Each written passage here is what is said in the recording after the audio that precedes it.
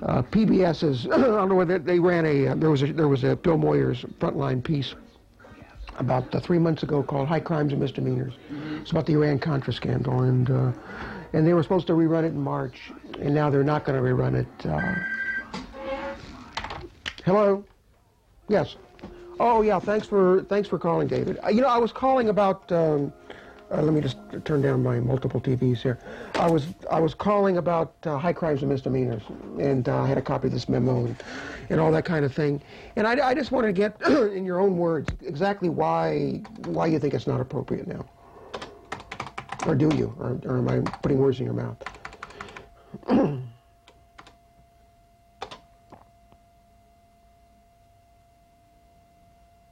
Why?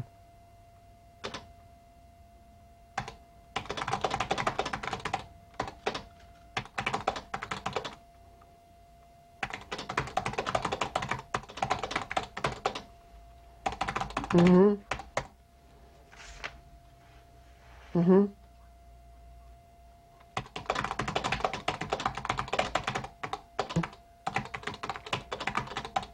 Mm-hmm. Well, you know, when I first saw this memo, the first thing that occurred to me was, excuse me, somebody was sort of chickening out. They were afraid of embarrassing Bush at a time like this. Not true at all.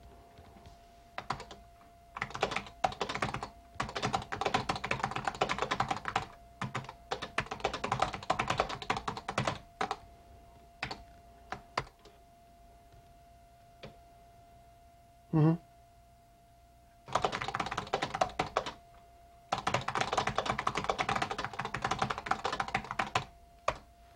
Okay. So, who decided? I mean, where did this originate? Mm-hmm. Mm-hmm. What do you think? Maybe I'm asking something you wouldn't necessarily know. I mean, do you feel like there's been adequate coverage of the anti-war movement on television, and in a way that gives it the credibility it might or might not deserve? Mm-hmm.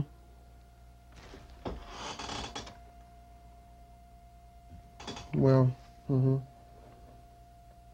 Sure. Mm-hmm.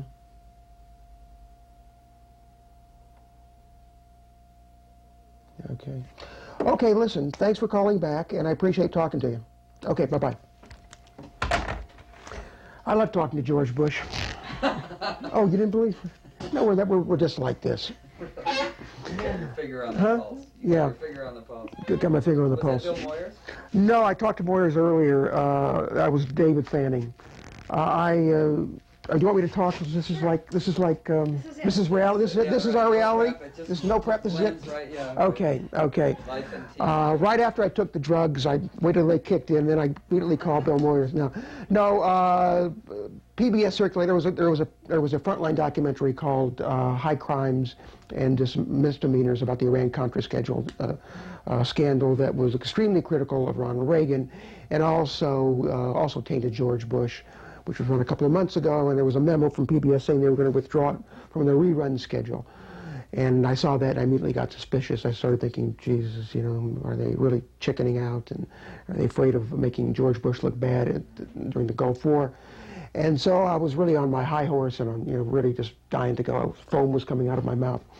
And but after investigating it further, I've changed my mind, and frequently I don't let the facts bother me. I plunge ahead anyway, but this time I think that I will moderate my views. And was that is he a PBS executive? David Fanning is the executive producer of Frontline. Frontline are these weekly documentaries that PBS does, frequently really good and tough and hard-hitting. It's one of the few places on public television today that you can find anything that has any balls, you know.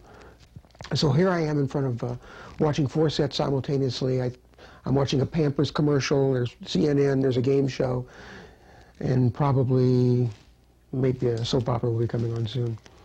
And in spite of that, I am relatively sane. Relatively sane. I mean, I have my bad times. Hopefully you won't be here when I fall apart. So what else? What else can I do for you? So you get up every morning and you watch Sometimes. television for a living. Yes, I get up. I mean, it's not, this is, Over this way a little bit. sure, this is not, sure, we'll stage this. What do you want me to do?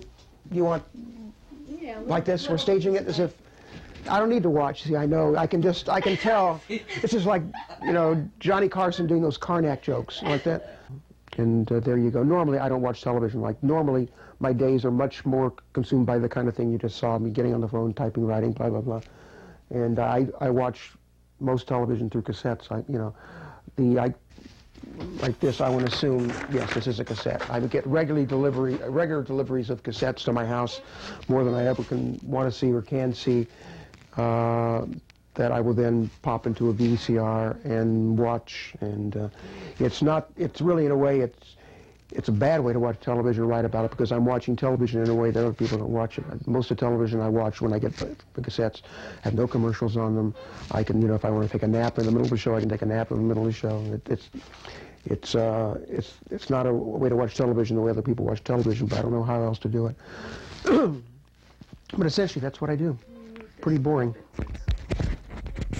Well, it's not boring to me. I mean, I watch television all day, a lot of times. And you don't have to do it? Oh my God. Well, because I'm consumed, and I Well, want to make television. You well, know? I want to make it differently. But when I say it's dull, I mean, you know, the fascinating thing, the wonderful thing about writing about television and writing about television for a paper that gives you almost complete autonomy is that because television is so eclectic, you get to write about everything, and that's what I love. I mean, I work for a paper that gives me almost total freedom. I've done everything short of endorsing presidents, and who knows, they may let me do that someday. But so I mean, you know, television's what about drama, comedy, sports, politics, sex, everything, and I get to write about everything, and it's like being the decathlete of critics, and that, you know, you have to know, you don't have to be really knowledgeable about anything, but you have to know a little bit about a lot of things, because it really helps in writing about television. you have a remote control.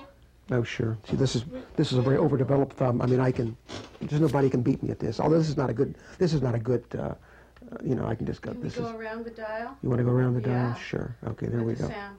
Oh, you want the sound up? All right. Okay, let's see. But it's really fun to see what's going on simultaneously. Yeah. And you know, I do attack television for its lack of diversity, and I think in a lot of ways that's warranted, but you can get an idea that television is diverse to some degree anyway. There you go. You want the sound up, right? Yeah. Little House on the Prairie. Okay. The amazing thing about this war coverage of being on CNN is the feeling that you go to bed at night, and while you're sleeping, there's something on CNN live that's about the war. That war is going on live on CNN, and you're sleeping in your bed. It's incredible, you know.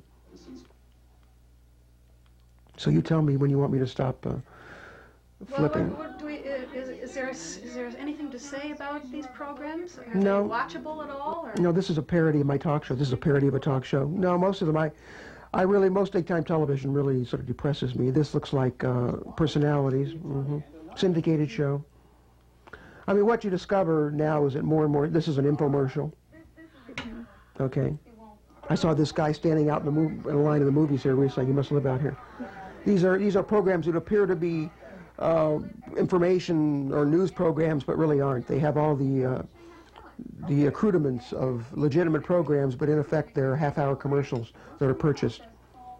You know, this person is standing there sort of like a host. He could be Donahue or something like that. What about the shopping channels? Well, what about the shopping channels? They're a real kick. They really are live. There you go. Looking for a little more drama going out, especially those contemporary bars. What do you think? Not for me. It's not for me. Not for me either. But as a matter of fact, I find myself watching these a lot. I think they're really fascinating. They're kicking. Some of the people on there are really wonderful Do you salespeople. look at Kathy and, do you know Kathy Levin? Yeah, Kathy's the greatest. Kathy, she's like in another realm of her. I mean, come on. She is like, I don't know. She's incredible. Do you know her personally? No, but I watch her live. Is she amazing? She is amazing. She can find something to say about all these products. It's something different every time. But here's one of my favorite channels. When you take a look at it, the watches. I see an opportunity. Oh my goodness, yes, to pray. Oh God, deliver us. TBN, Trinity Broadcast. TBN. TBN. TBN is just fascinating. And you can watch TBN for just about anything because they're very topical. They're right on. They'll talk to you about the war. I love to watch Jews for Jesus. It's one of my favorites. And some of the things they do are very, very compelling and very eloquent. And, you know, it depends on your religious point of view. And some of them are just sheerly propagandistic and full of proselytizing. But it's a fascinating world. The Power Team? The Power Team, the guy who breaks the bats. Oh, those people. Oh, this guy. Yeah, he's amazing. Yeah. Breaking bats for God. That's what I love. You know, that's great. That's good TV, though, then. I mean, Well, a lot of it's great TV, and they have, and you know, it's interesting. They'll interpret the war according to the biblical scriptures, and it's really, really fascinating. I've seen some things on there that have been utterly compelling, though. Just knocked me out. This is like divorce court, superior court. He got very angry, and he said, "That's it. She wants you." Let's see. When I told him that was absurd. This looks like, saying crazy things. I'm going to bet on Like killing herself, and that all women were out to get him. divorce court. And then he grabbed a wrench. Divorce I court. started-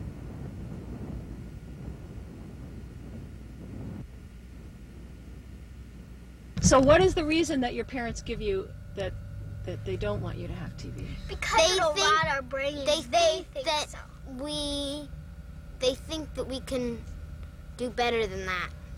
Than watching TV. They think we can read and listen to music. Like come home, do their homework really fast and get everything wrong, and then sit down and watch TV until it's time to go to bed. And I think that's sort of, you know.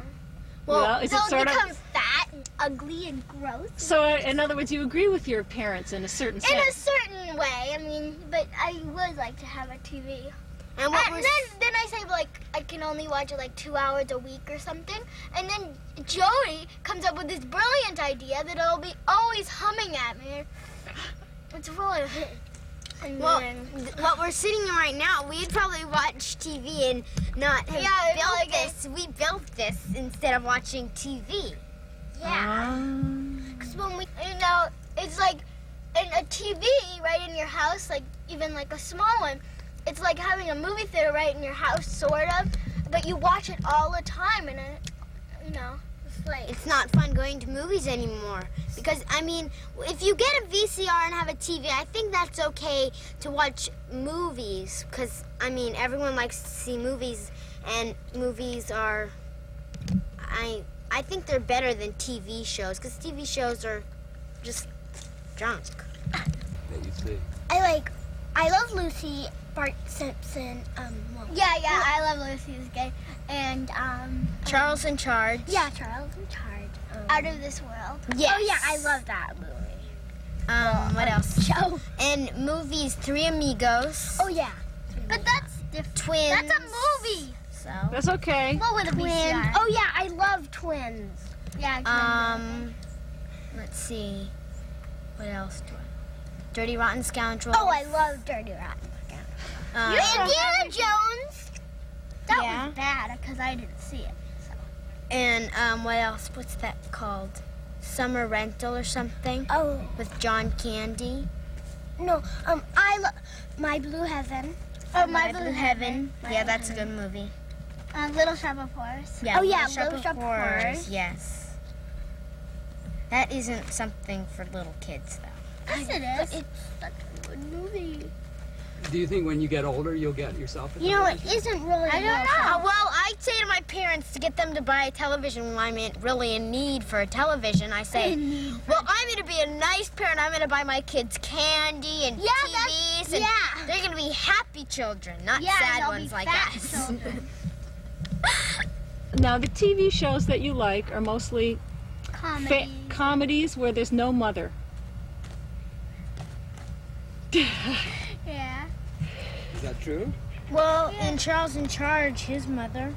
There is a mother? Yeah. But he's in charge. But, I mean, she's not a big part of it. No. And I can't believe that I'm saying all these things because I don't have a TV and I know all these movies. I practically know every commercial on TV. Yeah. How is that? I watch them all the time at my friend's house.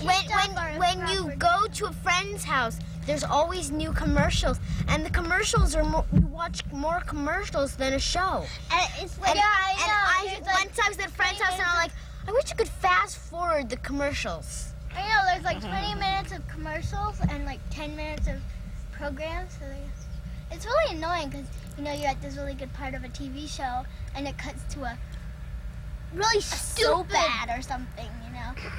Like zestfully clean or something. Yeah. You know, it's really annoying. Yeah. Sweet.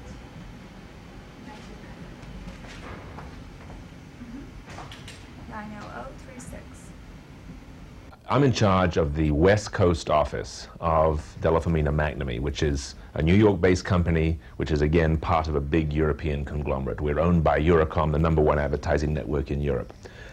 In this office, our biggest account is Isuzu, the American Isuzu Motors, and we've had the account for 10 years. We also handle Carl's Jr. Restaurants, which is a regional chain of fast food restaurants with about 600 outlets in the western states. We handle California Federal Bank. We handle Six Flags Magic Mountain. We handle Coldwell Banker Commercial Real Estate. We handle a product for Sega of America, the video game manufacturer. We handle a couple of brands of Heilmann beers, Rainier from the Northwest and Henry Weinhardt. We handle KCT, the local PBS station. We do pro bono work for the Wolf Fund to help ease the reintroduction of the wolf into Yellowstone National Park. We've just won a big account that I'm very, very proud of. It's a tiny account, but it's a very big account. The LA Dodgers, one of the most prestigious accounts in the Los Angeles area. Not a big in terms of revenue, but very big in terms of importance to the agency. So television is your most important medium. About 50 or 60% of our clients' dollars are spent on television. We're also in network radio and in print and in outdoor and spot radio. But about 60% of the dollars are spent in television advertising. So when you look at television, how do you see it? When you turn on your television set, how do you see it? Oh, I'm in a different position because you see, when people are at my house and the television is on, and people are sort of watching the show or watching the football game or whatever, when the commercials come on, I'm riveted. I'm like this, and I'm saying, "Shh, be quiet," because because I want to watch the commercials, because I don't watch that much television. It's not a very big part of my lifestyle. So when I do watch it, I want to see the commercials because this is the competition. This is what everyone else is doing. This is how I keep up. But it's an interesting dynamic. I was once at some function in a sales meeting or whatever, and I was talking to somebody, and the television was on in the background because the football, a big playoff game or something was on, and he saw that he'd lost my attention, and he couldn't figure out why, and it's because I was eyeballing the television to watch the commercials in the halftime of the football game or whatever, and the guy said to me, "Oh, you're interested in the commercials? That I see." Well, he figured it out, that it made me aware of what I was doing. Now, reaching your market, demographics, how do you use television to reach the people that you're wanting to sell? Television is an incredibly powerful tool. It is astonishing what can be achieved in this medium. It's very expensive for an advertiser to buy television time, very expensive. However, the results are extraordinary because of sight, sound, and motion, because of the immediacy of it, because of the ability to tell a story and sell a product in television, much more so than print or radio. There is a real science in buying time. The demographics of the audience that watches television have been studied and dissected, both in terms of demographics in age, sex, household income, race, etc., but also in terms of psychographics. What type of people are watching certain types of programming? So now we are in a position of knowing exactly who is watching The Simpsons, who is watching the football, who is watching every different type of show. And once we have identified the audience to whom we wish to talk, we can then buy time specifically to reach the audience of shows. We design our media program based on who we're trying to reach, and we know exactly who is watching those shows. Psychographics is a buzzword that came into fashion probably 8 years ago. People began to realize that you couldn't segment the audience just in terms of age, income, race, and sex, because within a demographic group, within women 30 to 35 who have household incomes of $25,000 to $45,000, there are obviously such a wide range of different types of women, ranging from people who stay at home and just manage their household to professional women who put on a starched white shirt and go off and lawyer all day, for example. And so there are sort of radically different types of women within that group that the fashion of the use of psychographics came into play. And so you will have ranges of different types of people within a demographic group. Now, if you're selling a product, let me think of an example if I can. If you're selling if you're a brokerage house, and you identify that you want to reach, and you have a program designed to bring women, professional women, into your business, and you direct mail all the men. You've got as many, you've maxed out on men. You see an opportunity that women are now a target for a brokerage house. I'm just making this up, but and you want women with a certain income. You want women with 50,000 plus individual income, let alone household income. Knowing that they are women, knowing that they have the household income of 50,000 plus is not enough. You then also need to find women who are psychographically in tune with investing. And it's become a science to identify who those people are and how to reach them. Doing good to others, well, you might say it's the golden rule. Doing exactly to others what you'd want them to do to you is really the basis of a personal religion. I don't attend churches or temples. I don't have a structured religious life, but I think if you follow the golden rule, you are really living what religion wants you to do. Lenny Bruce was the most controversial comedian of our time. Here is an anthology of his articles, commentaries, and essays. It's yours for $10 from The Realist, Box 1230, Venice, California. And with this book, you'll get a free copy of The Realist. This was Lenny's favorite publication, the most irreverent newsletter in America. So send $10 for the Lenny Bruce anthology and a free copy of The Realist. Perfect. Before 1945, chemical farming was unheard of in America. Now it's a fact of life and death.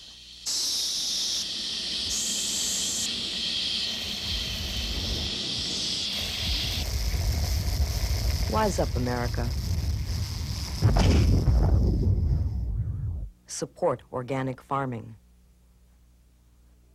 Well, I bet you I thought you'd be impressed, Ted. I hope you'll be treating me with the respect that I deserve now. Listen, say the word. Well, it's a good show. I tell you what, it's a good show to be on because you're not challenged. I mean, if you're on Nightline or something like that, at any moment, Ted Koppel can say you're an idiot or imply, but Larry King doesn't. Yeah. Really? Yeah, but he's a nice guy. So how have you been?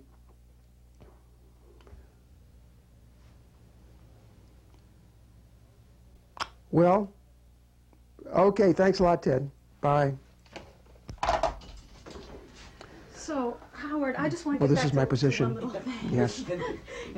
I know, Yeah. I'm pretty smooth. 360 degrees of Howard Rosenberg. Yeah. We were talking about how newspapers' primary function is to inform, and yet I television. mean, they're bad news. Yeah. And my own paper does crazy things, yeah. And that TV was primarily to entertain. But there are those who would say that television is there to deliver the viewer, us, the product, To the advertiser. Is that really what it is? Yes. I'm one of those ones who would say that. I mean, primarily it's a medium to deliver people to advertisers. It's a medium not to sell ideas, but to sell products. And the programs are there to keep you in front of the set until the commercials come. Essentially, that's what it's about. And if in doing that somehow they can present programming that anyway invigorating or really interesting, and they do sometimes, that's a bonus. That's wonderful. But essentially, and you can always find exceptions, and there are exceptions, but essentially, that's the purpose of American commercial television, and maybe even to a growing extent, even public television, to keep you in front of the set so you're in the proper frame of mind, so you're physically present, and not only physically present, but in the proper frame of mind to be receptive to a commercial. Because if the program is in no way compatible with the commercial, the program will go, not the commercial. And it's not people saying, thank you, we'll be right back after this program. It's the advertiser saying, thank you, we'll be right back after this commercial. You know. I'm not sure if this was genius or dumb luck, but when we developed Joe Isuzu, we tapped into the nation's consciousness. There was a mood going on at the time. It was the 80s, it was Wall Street was booming, 26-year-olds were earning $400,000 a year. It was sell, sell, sell, and buy, buy, buy. And Joe Isuzu was a liar. But the interesting thing is Joe Isuzu was the most honest car salesman out there. Because he was lying, because he was a parody, the truth was always there. And what he did was he mocked the chest beating that was coming from the standard auto manufacturer. Most auto manufacturers were beating their own chest and saying, we're great, and selling like crazy. Joe Isuzu came along and he acknowledged the intelligence of the viewer. He didn't say, buy me because I'm great. He mocked the way everyone else was selling their vehicles, and people fell in love with him. He was adored. He was he became fashionable. The word Joe Isuzu has been used by various different presidents, by 2 presidents and 1 presidential aspirant in network speeches, and even Chrysler, even Lee Iacocca, in a network television commercial that ran for 3 months said, and I'm no Joe Isuzu. I couldn't believe it. It was wonderful. Here was the president and the chairman of Chrysler using the name Isuzu in one of his own commercials. We just loved it when he was doing that. So Isuzu did become the slightly controversial, slightly irreverent, hungry, aggressive, we don't take ourselves, we're not overwhelmed with our own importance type of car company. And that's what made it successful. Okay, I want to be off tape.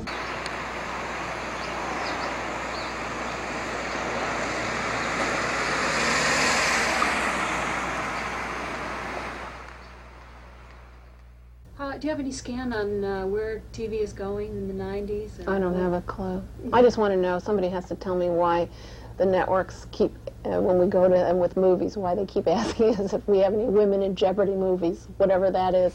Well, we know what it is.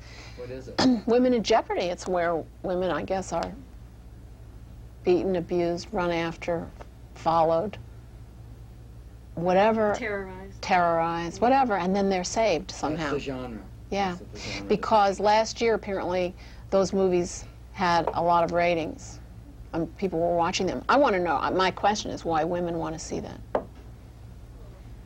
I don't understand it. Well, is that the demographics of the audience, that it's mostly women watching Women in Jeopardy movies? Who knows? Why? Yeah. I mean, I keep asking myself, I don't want to see women in Jeopardy. Well, let's say it's an old theme, you know. I mean, it's been around since the Bible or whatever, you know. I mean, Women in Jeopardy is a kind of idea that is always sold, you know, since... And men save them? Well, isn't that really the way it is? I guess. You know, I think maybe so. We have a fantasy. It's time to write for the women to sit down and write the men in Jeopardy stories or whatever. Well, we have. Nobody seems to be interested in buying those. Yeah. We did have a man in Jeopardy story. The woman saved him. They didn't like this story. I mean, that's a really interesting. Yeah, right.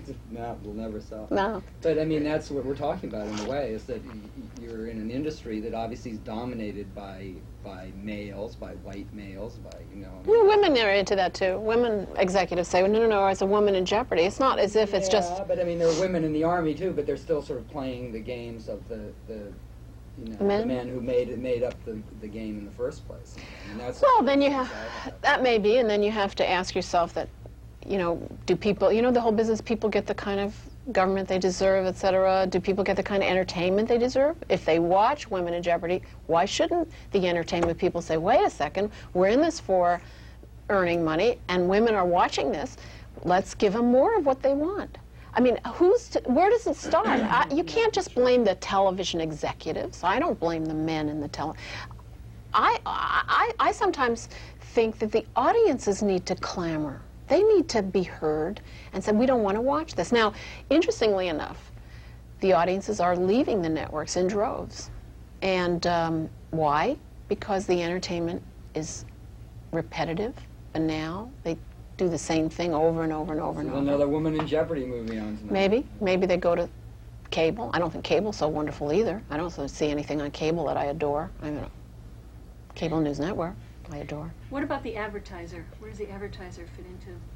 I don't know. I don't know a thing about the advertiser.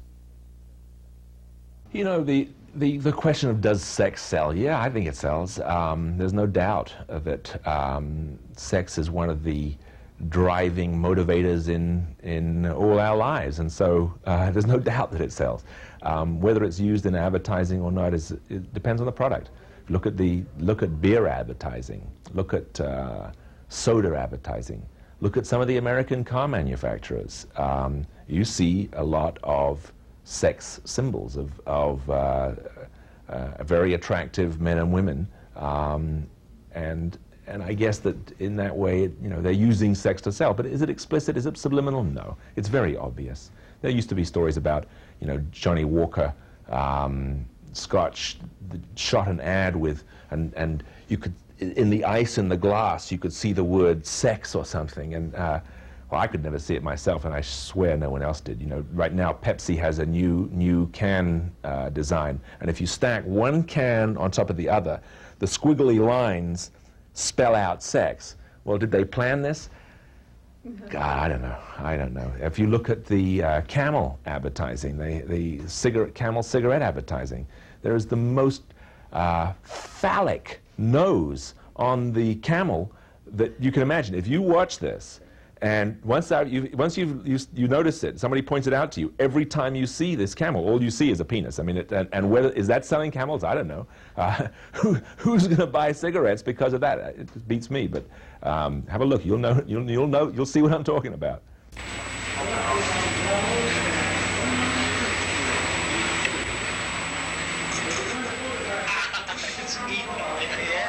Now feed it to camels.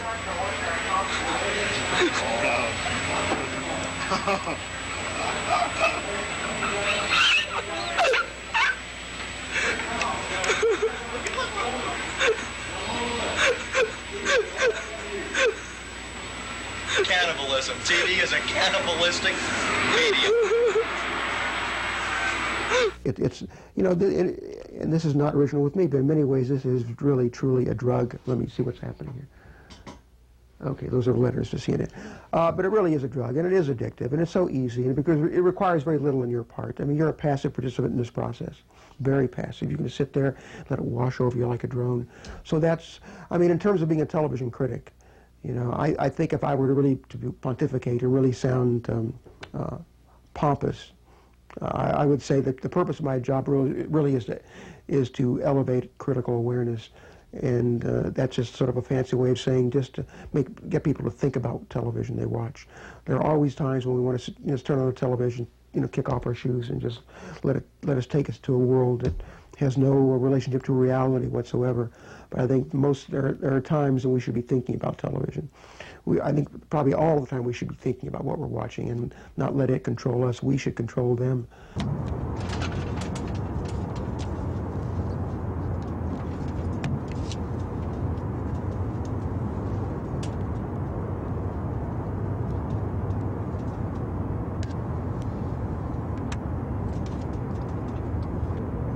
Down the building, at least in my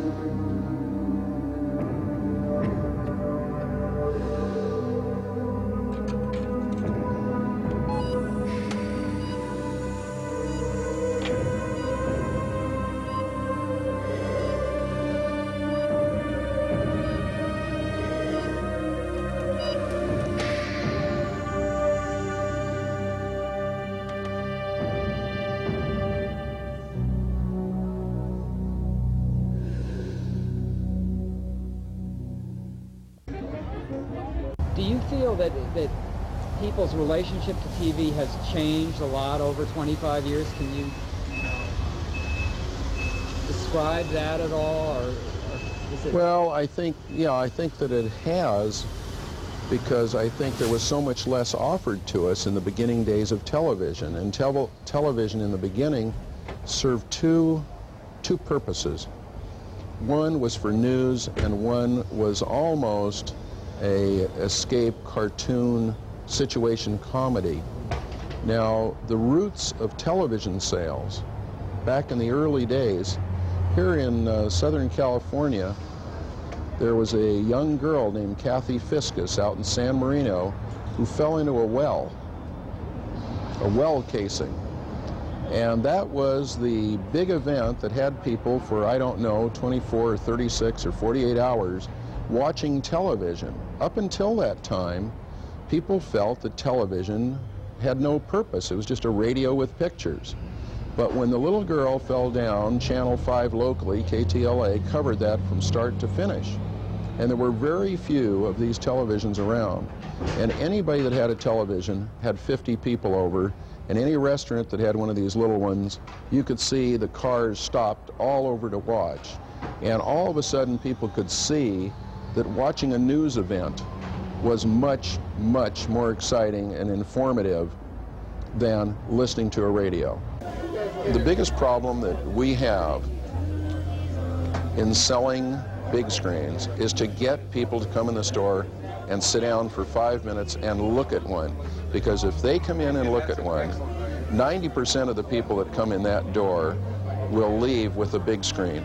They know that we have good prices and good selection, and they'll come in and they'll buy it, have it delivered in 4 hours and go away. Today is an unusual day. It's just before Super Bowl. We will sell today probably 130 or 140 of these big screen sets in this 2,600 square foot area. That's a lot of sets going through here. We have over 25 trucks that deliver within 4 hours anywhere in Southern California. I started in the business over 25 years ago. I borrowed $1,000 from a couple of cousins, and I was fascinated by television. So this is 1965 or so. Just before that. And I enjoyed television myself, and I thought, gee, this is great. Everybody is going to want this. And I started off with a very small store. I did all the service, I did all the repair, did all the sales and so on, which were small. When big screen came in, I happen to be a movie lover. I love watching movies. And the VCRs came in about the same time. I just looked at these big screens and I couldn't believe that anybody could go out and have a whole movie theater in their home for a few $1,000s. And so I just became interested in it and more pushed it. And it sounds very corny, but I kind of feel when we sell somebody a big screen, beside the fact that we need their business and they're helping us, I feel that, you know, I've just done a wonderful thing by bringing something in their home they're going to enjoy. It's not like selling somebody a mountain cabin they go to 3 times a year. And that has always been a motivation with me, and we've sold more and more of them and been known for them. Truthfully, we're known for big screens all over the world. I love what television has been able to bring to people. Persian Gulf war scenes, okay, as you know, as much as we don't want to see those, but we've been able to see them. On a large screen television, you can see the maps, you can see what's going on. If you're watching an Emmy Award, you really have a totally different feeling with a large screen. If you're watching a concert from Lincoln Center, New York, entirely different. Whatever it is, the big screen makes it more lifelike and enjoyable. And I just get excited that I can be a part of that process. And I've been doing this a long time, and I'm more excited about it today than I was yesterday. And people talk about words like burnout, and I go, I mean, gosh, how could you be burned out when, you know, before we had a 45-inch, a 50-inch, now we have a 70-inch. Hello. How about your money? Nope. Hello. How are you? I'm Paul. I just want to say hello. Hello. Nice meeting welcome you. to our store. Thank you. Hello, I'm Paul. I just want to say hello and thank you for Really? coming in. What is your name? I am the king. Yes, well, some people have said that. What is your name? Letitia. Letitia, nice to meet you. And I'm Sweet William. Sweet William. Well, that makes a nice couple. Letitia and Sweet William. Where are you folks from? Los Angeles is we've down here now. We're in Oh, Fullerton. well, great. Thank you for coming in to see us. We'll be back. Letitia and Sweet William. I am the king. Remember that? I am the king. See? Everyone knows that. Well, you know, our radio tagline is, I am the king. And we use that in all of our advertising. And people have asked, where did that originate? And some years ago, I belonged to a buying group of TV dealers. And I don't know how, but because we sold more, I sold more in my store than all the rest of the dealers combined. One day, somebody said, he's the king of big screen. Hi, I'm Paul. How you doing, Paul? How are you? Pretty good. Thank you for coming in. Hi. Hi, Gloria. Nice to see you. And who's this pretty girl? Stephanie. Hi, Stephanie. How are you? I'm Paul. I just want to thank you for coming in. It's great. So Giants in there. you're happy. Oh. Okay. Yep. See, here's another one pulling in. For me personally, it's just a very rewarding experience.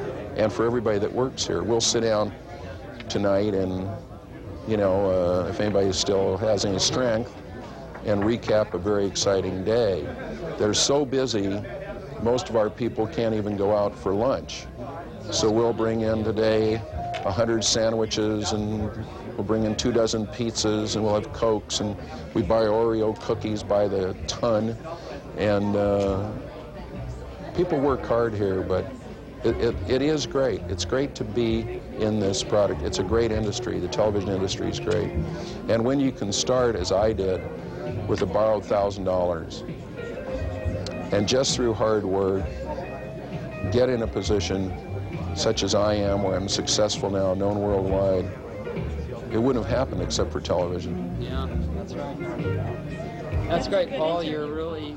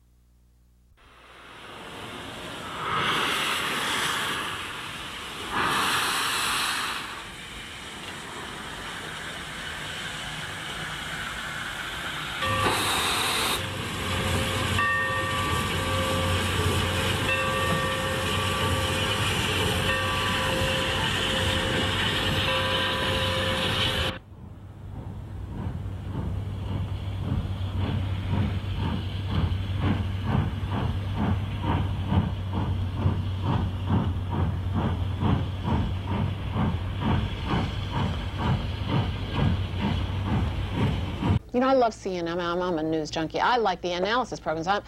People ask me, you want to have brunch on Sunday morning? I say, well, after Brinkley. I mean, I want to hear people talking about the issues of the day. I want perspective, and I think that's where, especially local news and just news in general, doesn't help us anymore. And you know what? Somebody a long time ago, many years ago, said, hey, news is selling soap, and the moment you have money and selling in it, you're not going to get a great news program. You're going to get a news program that gets the most number of people, which means you have to really make it for mass entertainment. You have to keep people connected. You can't let them use the remote control. So immediately you have to tell them about, we did a funny thing on Carol and Company where it was about a snake in a senator's toilet. You know, that's the kind of thing that people want to watch on the news. I mean, it was a silly spoof on infotainment. But now the technology itself, forgetting about the programming, yes. but there's this whole system and it's all in place and it's interactive. And do you see any hope for changing television or turning it into some kind of a social? Yeah. Well, it is. Well, it is a potentially a instrument for the advancement of us as a society. There's no question about it. And I'm sure there are ways that it does that even as we're speaking right now. I don't know. I'm not much of a futurist when it comes to television. You know, the technology itself is so overwhelming that it's just baffling to me. I can't even operate my own VCR half the time. It's just beyond me. You know, I feel like I had this sort of pocket of retardation in my brain which prohibits me from operating technology. But I have sort of, I don't know, I had this fear, okay? It's not something that keeps me awake at night, but it's sort of this nagging, gnawing fear that we're becoming increasingly we're relying increasingly on information that's delivered to us by a screen, whether it's a computer, whether it's a television screen. And in my mind, I have sort of had this really dark, this worst-case scenario for us in the future, where one day there will just be a big room, and there'll be two objects in the room, just you and your television set. And because that's all you'll need, your television set will be able to deliver everything to you. You'll be able to bank through television, order food through television, be entertained through television, maybe even have sex through television. You know, your television will tell you, not tonight, dear, I have a headache. You know, literally everything through television. And that's sort of scary because that means it will be an even more insular society. We'll be even more conservative. It'll polarize society even more because the rich will have the technology and the poor people will not have the technology. And because you'll be relying so much on television for all your needs, there'll be no requirement for you to touch out to real people. We're doing a videotape on world issues through the tarot deck, using the tarot deck. It's fun. I don't have much of my break left. Just pick one card, please. Pick a card. Sorry to disturb your break. No problem. I don't mind being disturbed at all. Good, thanks. It's the Mother Earth cards, the Empress. The question is, what about TV? What about the media? And if it were seen from the point of view of fecundity, fertility, sensuality, women's perspective, it might be a valuable medium. Do you do this sort of thing? Yeah. Where at? Usually just for friends. Not semi-professionally. I find it very intriguing. Do you want? This is a card for you. You can pick a. This is for you. This is for me. Yeah.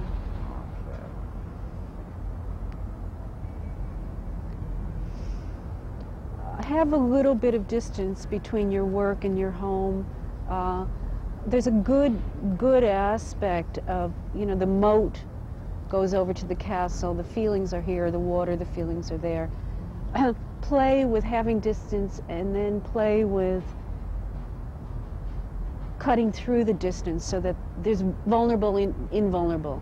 Go back and forth between being extremely out there and vulnerable and then go into being, I've got to be vulnerable. I like it.